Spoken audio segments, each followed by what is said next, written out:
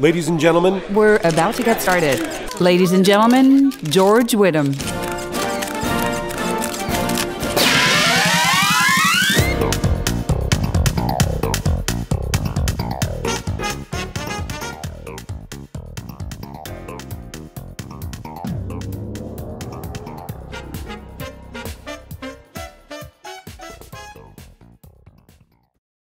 Hi, this is George Whittam, reporting for Whittam's World. This week I've got a question from Josh, and Josh's question is about using gates, expanders, and sidechain compression to help process audio. So his question is, I'm curious of the general ups and downs of gates, expanders, side compression, especially with audiobooks. I've started using an expander, and I feel I get a much more natural feel in these spaces than where I had my gate set, but they still need some attention just occasionally. Would I be better off using a gate with better settings or sidechain compression with a file of pure room tone? Josh. Well, Josh, you're definitely more of an engineer than most because, at least in VO, because I don't know anybody that uses sidechains and compression, including myself. Not that they don't work, and they're a tool that if you know how to manipulate them, they're, can be pretty powerful. But I just don't find I've needed to use one. And this video I've recorded earlier from my laptop in the living room the other night demonstrates a trick that the way I use room tone to clean up an audiobook recording. Yeah, clean up, add room tone. I know it sounds weird. Just watch the video, you'll see what I mean. Here's a demonstration of using Twisted Wave in audiobook mastering, and one particular step in the process which I like to use, which is using room tone to clean up your file's edit points so that any place room tone is missing, you can replace it very easily using this technique. So whether your edits cause room tone to disappear at some point or another because of silencing, or because you're using processing during the mastering like a gate that loses room tone levels, this is the quick and easy way to put it back. So if we look at the tail end of this narration here, there's some room tone, but not nearly as much as there normally was because we're using an expander. Brilliant counterpoint.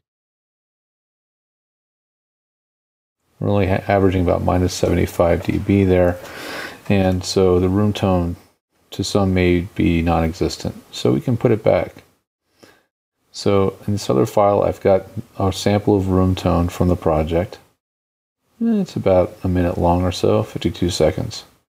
Well, the trick is we need enough room tone to mix in over the entire chapter at one time. So here's the trick to making a room tone sample that's long enough. Just take that room tone file, however long it is, and we're going to select the whole piece of audio. I just double click. Then I'm going to click Command C and copy it. I'll click one more time to deselect, and then jump to the end by clicking forward and paste. That's how I've added more audio to the file, basically looping it. Now it's twice as long. Repeat the process. Copy, paste. Double click select, copy, click once, deselect, jump to the end, paste. Do this a couple times, and before you know it, your sample gets very large. Now I usually keep one on hand that is an hour. You can always make it longer later if you need to, but having an hour of room tone means that almost any chapter in a normal book you'll have it covered. So now I've got like nearly an hour of room tone. So what I can do now is every time I need room tone, I can just grab it from this room tone track. So for this chapter, this chapter is 8 minutes, 27 seconds. So I don't need the entire piece of room tone. I'll just select a selection that's a little bit longer than that and copy it. Oh, and another thing is I'll make sure that the room tone is clean enough for the purpose of what I'm using it for. So I'll check my room tone by analyzing that room tone sample. Amplitude of the noise floor and the room tone, making sure it's within spec. It peaks at minus 57, averaged minus 70. That's pretty good. Audiobooks, sometimes they can be a little bit picky about the room tone, so if your room tone actually is in that range, you're probably good. Sometimes you can raise it or lower it if, you know, depending on the level of your ambient room tone. If it's too noisy, maybe it peaks at -45. You can always select the whole thing, press F for amplify, and you can lower the level of your room tone.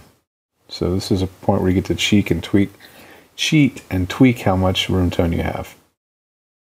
I'm not going to need to adjust this one. I think we'll be fine. So I'm going to take a selection of the room tone that's longer than the length of the chapter.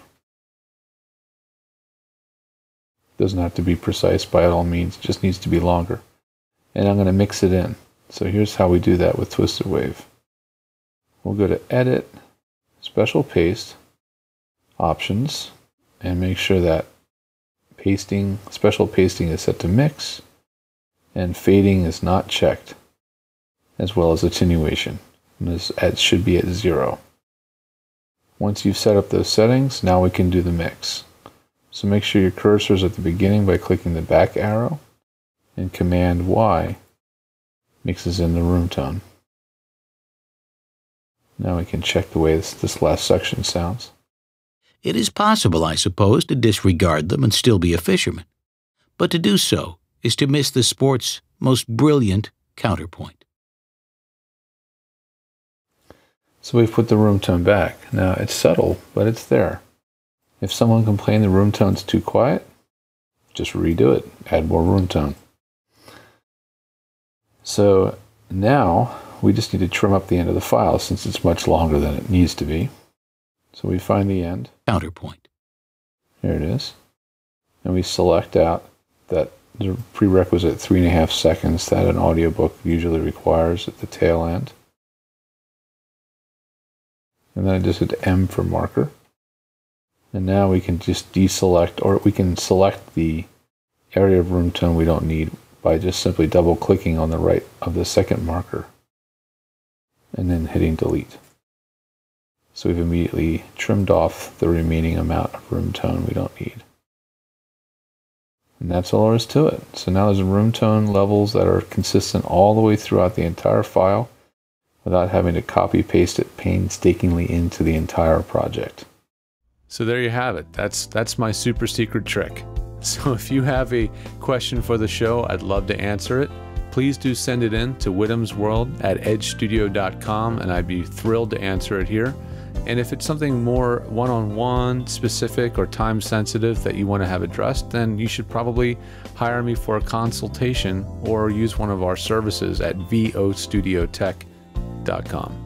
Thanks again for watching, and I hope to see you all next week. See you later.